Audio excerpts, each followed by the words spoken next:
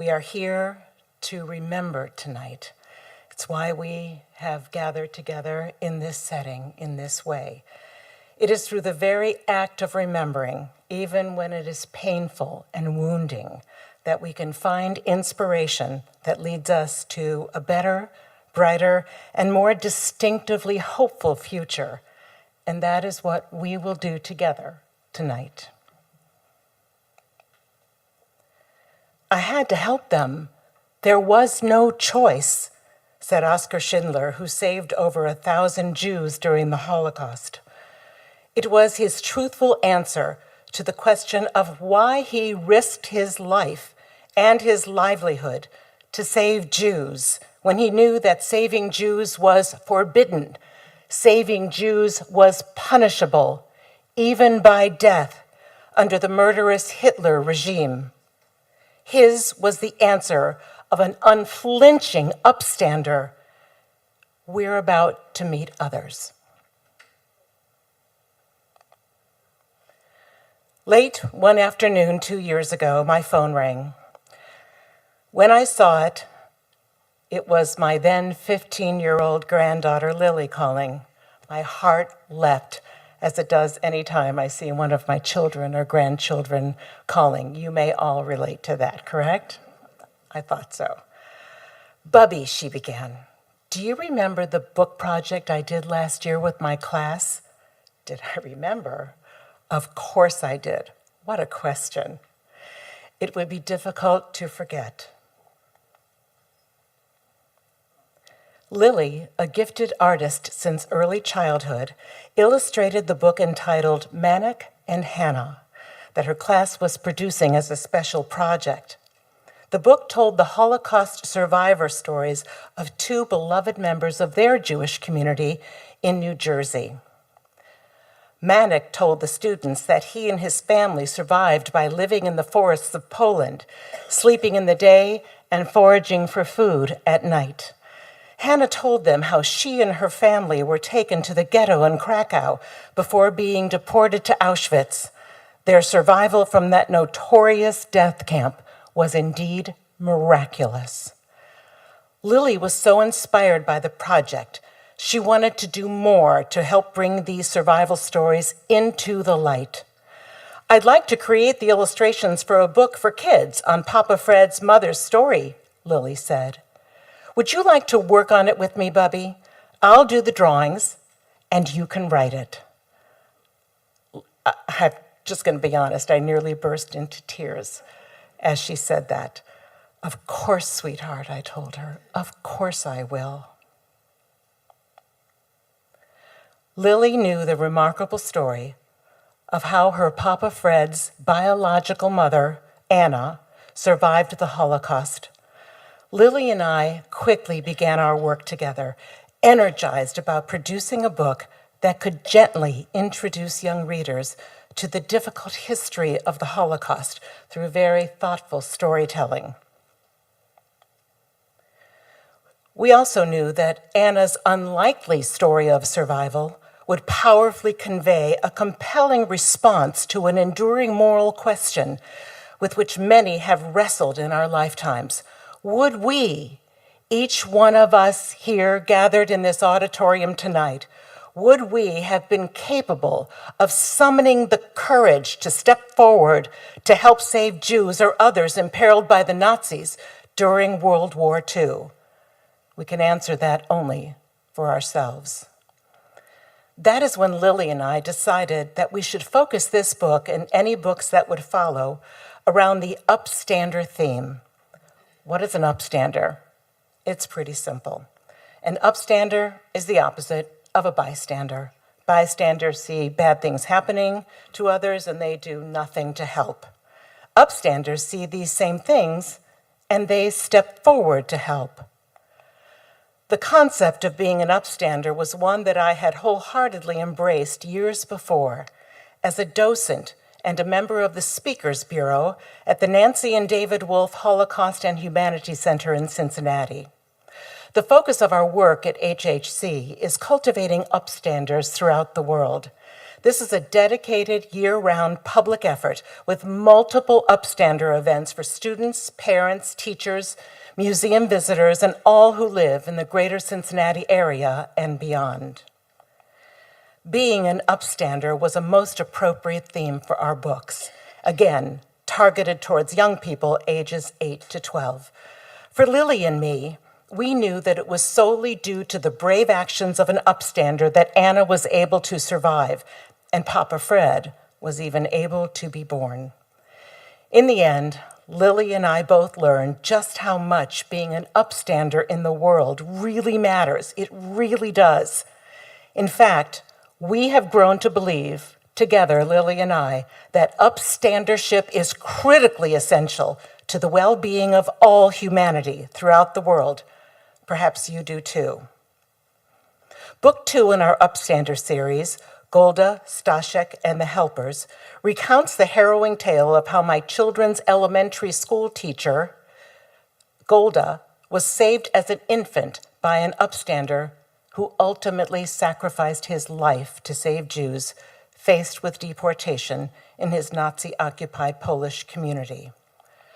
But for today, we're going to focus this evening on the very personal story in our first book, the story of Anna and Dr. Helmy.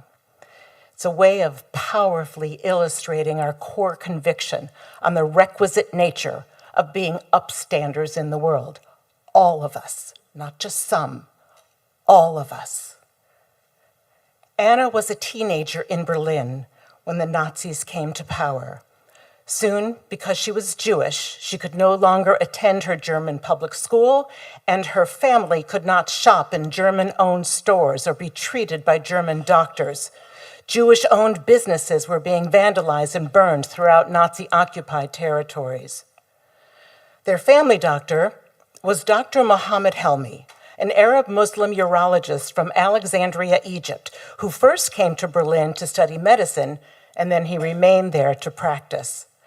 When Anna and members of her family received deportation orders to assemble at the train station, they knew from the many stories they'd heard, excuse me, that if they got on that train, it was unlikely that they would ever return.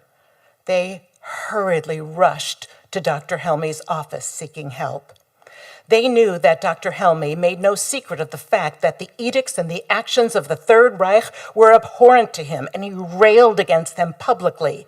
This, as you might expect, cost him his job as director of urology at the Robert Koch Hospital in Berlin, necessitating his move into private practice, caring for patients German doctors were not permitted to treat. Dr. Helmy immediately assured Anna and her family that he would help them, an Arab Muslim physician aiding Jews.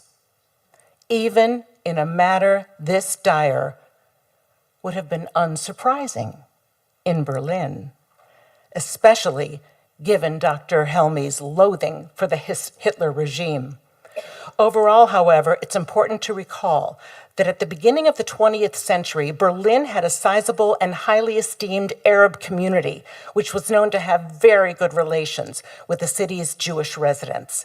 In fact, there are records of German-born Jewish physicist Albert Einstein and German-Jewish philosopher Martin Buber gathering for events at the Berlin Mosque with academic notables such as German theologian Martin Niemöller, German novelist and Nobel laureate Thomas Mann, and German-Swiss poet and novelist Hermann Hesse.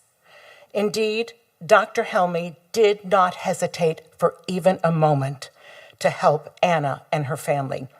He quickly put together an elaborate plan to save them all. First, he sent Anna's mother and grandmother to the home of another of his patients named Frieda Sturman, a selfless, non-Jewish upstander who was already hiding Jews, but she told Dr. Helmy that she would make room for 2 more. Dr. Helmy took responsibility for protecting and hiding Anna himself. First, he arranged to hide her from the Nazis in a tiny garden shed called a Laube in the back of a house in the Buch suburb of Berlin.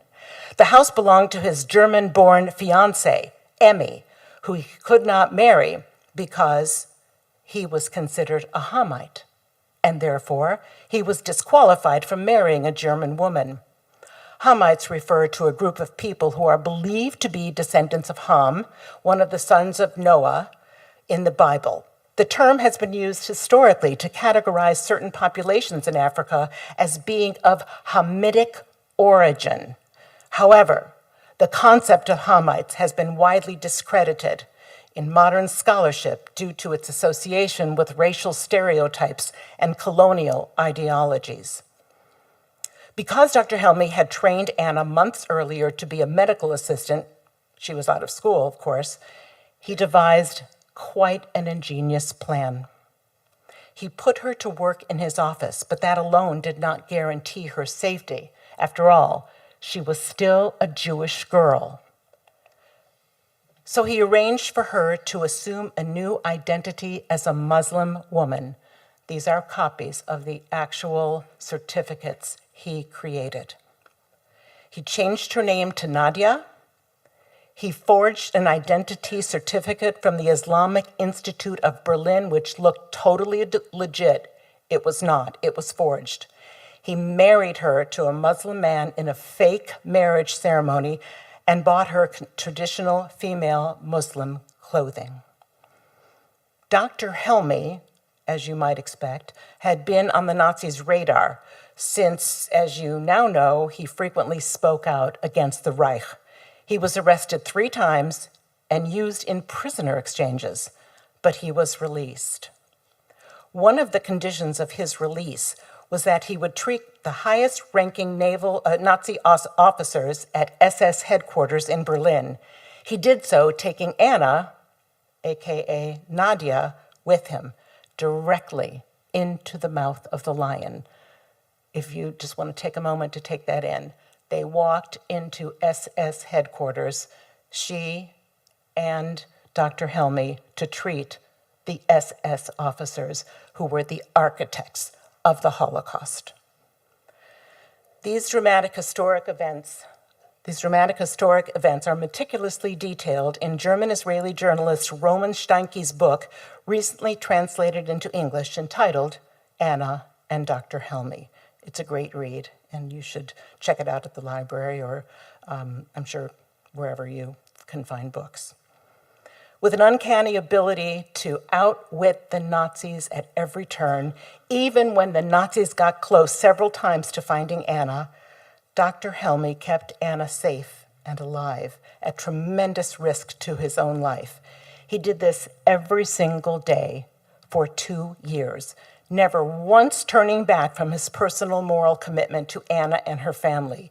Doing so might have meant death for Anna, her family, and likely Dr. Helmy himself. My granddaughter, Lily, recently visited Auschwitz and Majdanek for the first time, knowing that Auschwitz would have been Anna's fate had Dr. Helmy not intervened. She shared some of her reflections from Israel this week.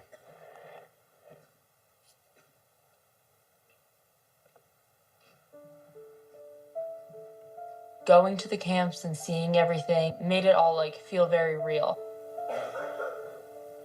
I had never been to any before. I had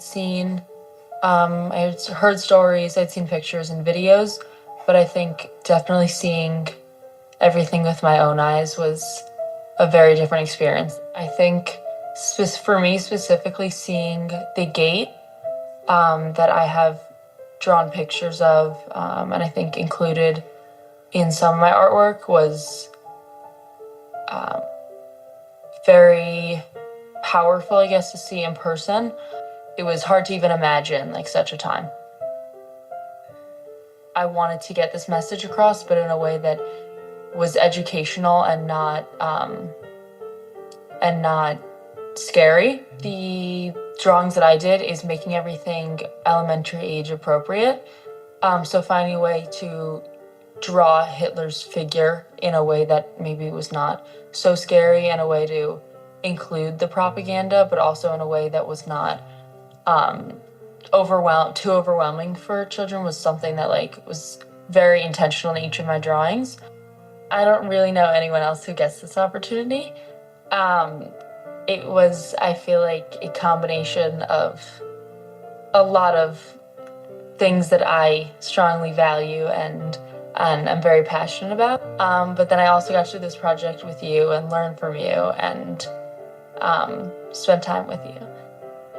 These stories not only like educate some about what happened during the Holocaust, but can educate people about how to be a better person or how to be an upstander. I think that it's my generation's job to keep them alive, to continue to tell them and not to let them just be like a report on paper or a story that one person knows. What I've been reminded of is that all it takes is one person to save a life.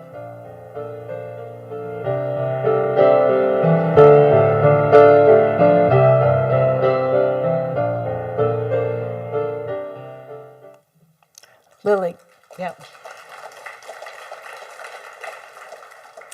Lilly is in Israel as part of a school. She's a senior, so they went for 3.5 months to Poland and then to Israel. She's got 3 more weeks and then she'll be home. Lilly knew her Papa Fred was adopted at birth, but she was still a little girl in 2013 when we first found Fred's birth family. 3 months after meeting Fred's brother and sister for the first time, Israel's Yad Vashem held an international news conference to announce that they had named the first ever Arab Muslim as one of the righteous among the nations, Israel's highest civilian honor. To this day, Dr. Helmy remains the only Arab Muslim to hold this distinction. Dr. Helmy died in 1982. So the award was accepted by his great-nephew, Dr. Nasser Khatbi, at a ceremony in 2017 Fred and I attended with his sister Carla and her husband Barry at the German Foreign Ministry in Berlin. The award included a silver medal inscribed with the words from the Talmud, "Whoever saves a single life saves an entire universe." Understand this. The full meaning of this saying is demonstrated when survivors' families come together to honor a rescuer. And that's what we did that night in Berlin. We came together to honor Dr. Helmy. He saved our universe. We know that. Frieda Sturman, who hid Anna's mother and grandmother, was also designated as a righteous among the nations at the very same time. I cannot begin to describe to you the range of emotions Fred and I experienced that October week in 2017 in Berlin. We were glad to learn that after the war, the Helmys were able to marry and spend the rest of their lives together, and they were so, so, so deeply happy and in love. I recall walking through Berlin's Holocaust Memorial with Fred, thinking about by the way, Fred's here tonight. Fred's back there. Raise your hand, Fred. He loves when I do that, right? I was thinking about how he, his sister Carla, and his brother Charlie were even born. I couldn't even imagine how that happened. The odds against Anna and her family surviving the Nazi conflagration were so stacked against them. It was then that it vividly occurred to me, and stay with me on this, okay? Dr. Helmy is still saving lives today. He's still saving lives. Fred is only alive because of Dr. Helmy. And now Fred, a pulmonologist, has been saving lives every day for the past 40 years, never more so than during the pandemic. As you know, pulmonologists were quite busy. So if you think an act of upstandership you do today has changed someone's life, you can't even imagine now how your one act of human kindness can be impacting a life 100 years from now. Because it can. It does. We're here to tell you it does. 35 years ago, in 1990, I was asked by the Combined Generations of the Holocaust, our local survivors group, to become the director of Project Eternity, Cincinnati Survivors of the Holocaust Remember. There are some of my friends here from Cincinnati who were part of that project, and I'm just so grateful that you all asked me to do that at the time. It was the honor of a lifetime. So thank you to all of my Cincinnati friends here in the audience today. I love you dearly. From 1990 to 1993, I recorded a total of 42 oral histories of Holocaust survivors in our community. They included testimonies from concentration camp and labor camp survivors, partisans, who were the resistance fighters, those who were hidden by non-Jews, those who wandered for years through forests and villages, those who succeeded in daring escapes, and liberators. At the end of each gut-wrenching interview, I would get into my car and I'd sit there for a really long time and I'd wonder, sometimes aloud, how something as devastatingly murderous and inhumane like the Holocaust could have ever happened.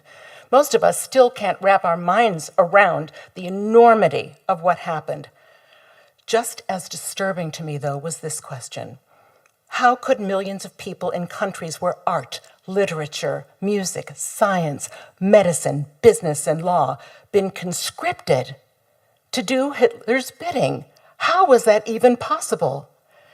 Did those millions once believe, before the rise of the Third Reich, that mass roundup, deportation, and extermination of Jews, their own countrypersons and neighbors, were actions to be reviled and summarily rejected? Even before I had ever heard the word upstander, I agonized on those trips home about where those who could have stepped forward to help were. Where were they? What if was the question that would never recede from my mind. What if everyone was an upstander is the only question I ask now. In 1993, a group from our Cincinnati synagogue, Adath Israel congregation, traveled to Washington, D.C.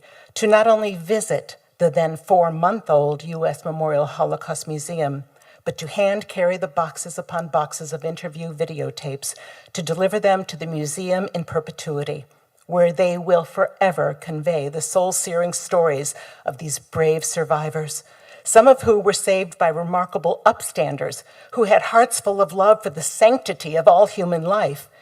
You can see these stories by searching Project Eternity/Cincinnati on the museum's website. There are myriad ways to be an upstander in the world. Indeed, when we speak of the Holocaust, we think of upstanders who have risked their lives and their safety to help others. But just listen to how these upstanders have changed the world in extremely safe but very powerful ways. 18-year-old Alexander Knoll created the Ability app that serves people with disabilities by providing a roadmap of accessible public spaces and businesses. I was told no so many times, but I kept going because I knew it could help so many people, he said. At 17, Charlotte Rosario founded the Community Photo Booth to use the power of youth and photography to address needs in her community and around the world. Charlotte's Community Photo Booth donations have supported 16 global causes, including a humanitarian health clinic in war-torn Sudan and protective gear for Ukrainian photographers documenting the war. I will never stop trying to make the world a better place, and I will forever focus with my camera and with my heart on the invisible. At the age of 15, Jonah Larson founded Jonah's Hands to use his passion for crocheting to raise $75,000 for school improvements in the Ethiopian village where he was born. I hope my work can help bring the world together, one stitch at a time, he says. Nicholas Lowinger, when he was a tween, he met a brother and sister experiencing homelessness and thus kicked off an organization that would come to be known as Gotta Have Soul, through which footwear has been donated to over 99,000 children in homeless shelters. Yash Gupta was inspired to collect eyeglasses for children in need at only 14 years old after breaking his own corrective lenses and having to wait a while for a replacement. That prompted him to launch his Sight Learning organization.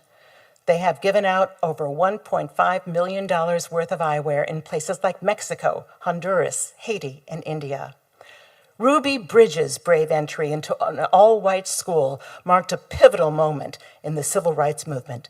It showcased the power of courage in the face of adversity.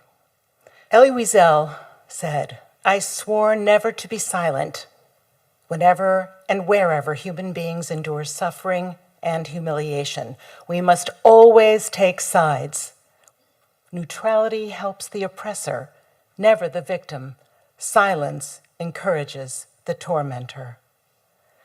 The word itself, upstander, a person of moral courage who rises to help others, has the ability to empower us all to make an active change in our schools, as exemplified by our teachers, in our communities, in our cities, in our states, and in the nation, to move to a shared understanding of the sanctity of the pursuit of justice for all. Our individual choices to stand up, to speak up, and to show up shape history itself. The word upstander begs us to explore how each one of us can make the world a more loving and comforting place to be. I know that you are already an upstander.